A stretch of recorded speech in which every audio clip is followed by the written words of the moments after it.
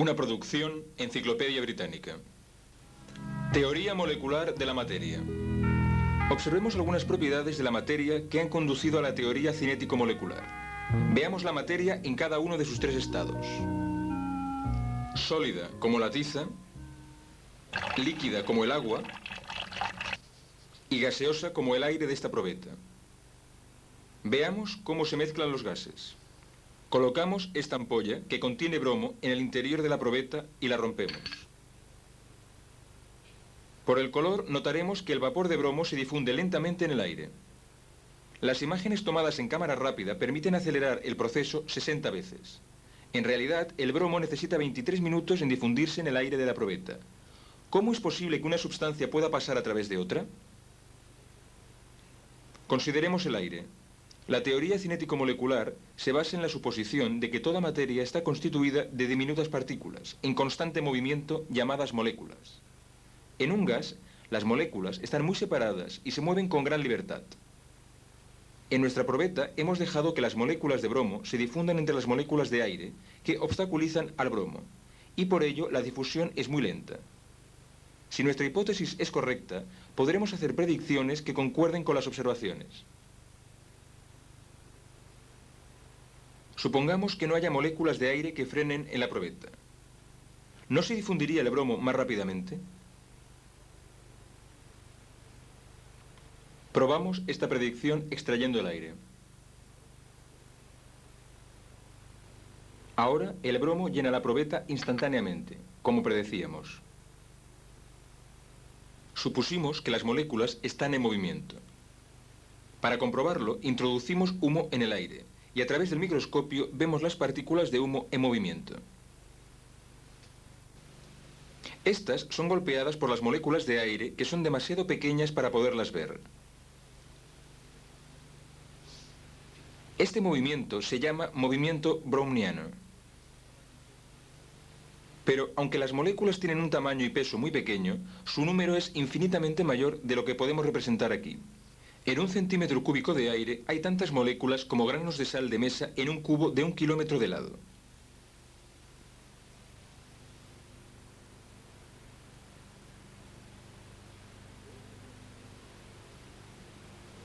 De este modo, existe un número inmenso de moléculas bombardeando continuamente las paredes del recipiente. Lo ilustraremos con pequeñas esferitas en un cilindro con un émbolo móvil. Ponemos las esferitas en movimiento. Cada una muy ligera comparada con el émbolo, pero su velocidad y la frecuencia de sus impactos produce una presión continua suficiente para levantarlo.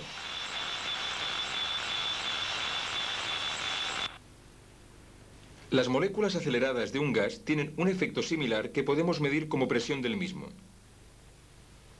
¿Qué condiciones varían la presión de un gas? Si introducimos más gas en este cilindro de volumen determinado, un mayor número de moléculas chocan con las paredes y la presión aumenta. Si dejamos salir gas, la presión disminuye. Al enfriar un gas, vemos también que la presión baja. Para interpretar esto, supondremos que al enfriar una sustancia disminuye la velocidad media de las moléculas y por lo tanto su energía cinética se reduce. Los impactos son más débiles y la presión es menor.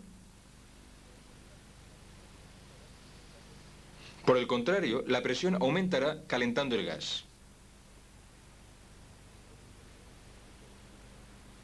Existe otro factor que debemos considerar en nuestro estudio de esta teoría. Cualquier materia se atrae con cualquier otra materia, por lo que cada molécula se atrae con todas sus vecinas. Esta atracción tiene poco efecto en un gas, donde las moléculas están muy separadas y se mueven a gran velocidad. Podemos ver un efecto semejante con una bolita de acero moviéndose cerca de un imán. Esto afecta poco a la bolita, si pasa rápidamente, pero si reducimos su velocidad, el efecto aumenta. Si reducimos la velocidad de las moléculas de un gas al enfriarlo, la interacción aumenta, obligándolas a unirse y pasando a formar parte del estado líquido.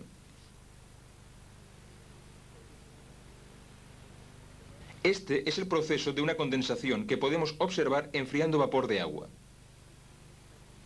Un número determinado de moléculas ocupan en estado gaseoso un volumen mucho mayor del que ocupaban en estado líquido.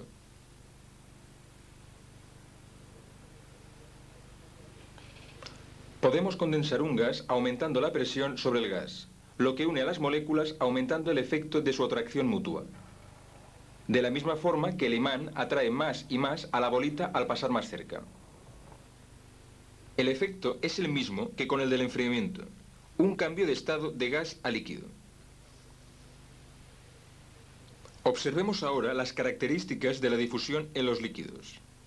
Tenemos permanganato de potasio y agua. Como las moléculas están mucho más juntas en el líquido que en el gas, podemos esperar una difusión más lenta. Observemos el proceso de difusión a cámara rápida, ya que se necesitan 18 horas para completarlo. Aunque las moléculas de un líquido están muy próximas entre sí, pueden moverse al azar.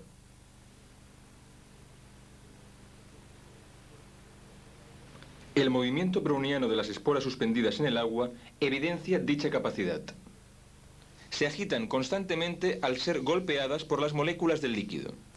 Ahora observaremos un cambio del estado líquido al sólido. Enfriamos este hiposulfito fundido y vemos que se forman cristales. Las moléculas del sólido no están necesariamente más próximas unas a otras que las del líquido, pero no pueden moverse al azar. Las fuerzas de atracción las mantienen unidas en una estructura fija. Obsérvese la forma simétrica de los cristales. Pero incluso en un sólido persiste algún tipo de movimiento que aumenta su amplitud al calentar el sólido, en este caso hielo. La energía cinética de las moléculas aumenta. Finalmente, el movimiento llega a ser tan enérgico que vence a las fuerzas de atracción. Ahora, las moléculas se mueven al azar y el sólido se ha convertido en líquido.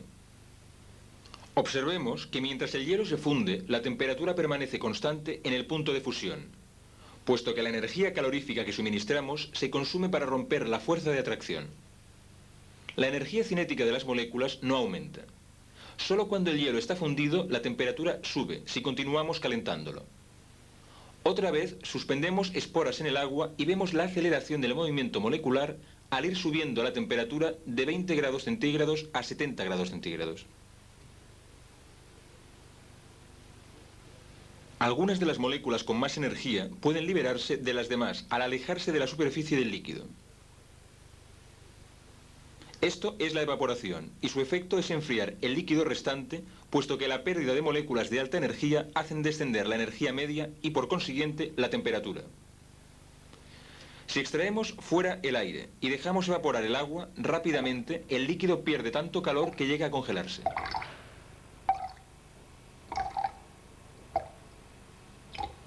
Volvamos al agua que estábamos calentando. La temperatura continúa subiendo hasta alcanzar el punto de ebullición. La energía cinética media de las moléculas es tan elevada que todas pueden evaporarse a la vez. Una vez más, la temperatura permanece constante durante el cambio de estado, ya que la energía calorífica se emplea para liberar moléculas. Ahora están muy separadas, moviéndose con gran libertad y velocidad. En condiciones normales podemos considerar nula la influencia de unas sobre las otras. Sólido, líquido, gas. Los tres estados de la materia parecen completamente diferentes en nuestros sentidos. Sin embargo, las diferencias que hemos visto se deben simplemente a movimientos moleculares distintos. La materia, en sus tres estados, puede considerarse compuesta de pequeñas partículas en movimiento. Esta es la suposición fundamental de la teoría cinético-molecular.